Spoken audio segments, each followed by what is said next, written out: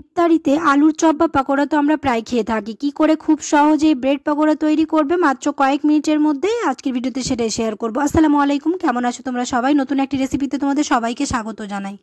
এই ব্রেড পকোড়া হয়ে যায় খুব তাড়াতাড়ি এবং খেতেও হয় অসম্ভব মজাদার। এইরকম ব্রেড পকোড়া বানালে ছোট থেকে বড় সবাই খুব পছন্দ করবে। আর ইফতারিতে যদি হাতে সময় না থাকে মাত্র কয়েক মিনিটের মধ্যে বানিয়ে ফেলতে পারবে এই সহজ পদ্ধতিতে ব্রেড পকোড়া। দেখে নাও তাহলে আজকের রেসিপি। ভিডিও শুরু করার আগে একটাই রিকোয়েস্ট, চ্যানেলটিকে যদি সাবস্ক্রাইব না করে থাকো তাহলে সাবস্ক্রাইব করে দিও। আর ফেসবুক থেকে দেখলে পেজটাকে ফলো করতে ভুলো না। এই ব্রেড পকোড়া বানানোর জন্য আমাদের লাগবে হচ্ছে আলুটাকে আমি বয়েল করে নিয়েছি। আমি এখানে দুটো আলু নিয়েছি, একটা মিক্সিং বোলের মধ্যে নিয়ে ম্যাশ করে নিলাম। তারপর দিয়ে দিলাম হচ্ছে পেঁয়াজ কুচি। আমি এখানে একটা পেঁয়াজ নিয়েছি, তার লঙ্কা কুচি, পরিমাণ মতো নুন, একটুখানি হলুদ গুঁড়ো, লঙ্কা গুঁড়ো, ভাজা জিরে গুঁড়ো, ধনে গুঁড়ো দিয়ে খুব ভালো করে সবগুলোকে মিশিয়ে নেব। খুবই সহজ পদ্ধতিতে বানিয়ে দেখাবো, যে কেউ বানিয়ে ফেলতে পারবে ইফতারিতে এই মজাদার ব্রেড পকোড়া। তো আমার এটা খুব ভালোভাবে মিক্স করা হয়ে গেছে। এবার এখানে নিয়েছি হচ্ছে ব্রেডগুলোকে চার সাইড এরকম করে কেটে নেব। ব্রেডের এই সাইডের অংশগুলো ফেলে দেব না, এগুলো দিয়ে ব্রেড ক্রাম হয়ে যাবে। দিয়ে খুব ভালো করে চার সাইড এরকম কেটে নিয়ে এর মধ্যে যে পুরটা আমরা বানিয়ে রেখেছি সেটা মাঝখানে দিয়ে দেব। আলুর চপ, পেঁয়াজি বা পকোড়া তো আমরা প্রায় খেয়ে থাকি। মাঝে মাঝে এরকম ইউনিক কিছু ইফতারিতে তৈরি করলে ইফতারির টেবিলের মূল আকর্ষণ হবে এই ব্রেড পকোড়া।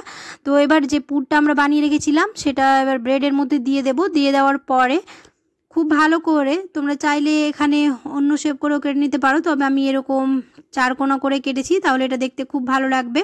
এরকম করে সবগুলোই কেটে নেব। আর এইদিকে এবার তেলটাকে গরম হতে দেবো, তার জন্য আমি প্যান বসিয়ে দিয়েছি। প্যানের মধ্যে দিয়ে দিলাম হচ্ছে সাদা তেল।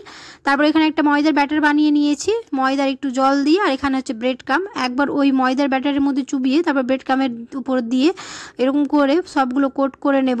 সবগুলো যখন খুব ভালোভাবে কোট করা হয়ে যাবে আর এদিকে তেলটাও গরম হয়ে এসছে, এবার এক এক করে দিয়ে ভেজে নেবো। দেখতে পেলে কত সহজে হয়ে গেল। আর মাত্র কয়েকটি উপকরণ থাকলেই এই ব্রেড পকোড়া বানিয়ে ফেলতে পারবে। বাড়িতে তো আমাদের সবসময় ব্রেড আনাই থাকে, আর একটা আলু দিয়ে খুব সহজে বানিয়ে ফেলতে পারবে তোমরা এই ব্রেড পকোড়া।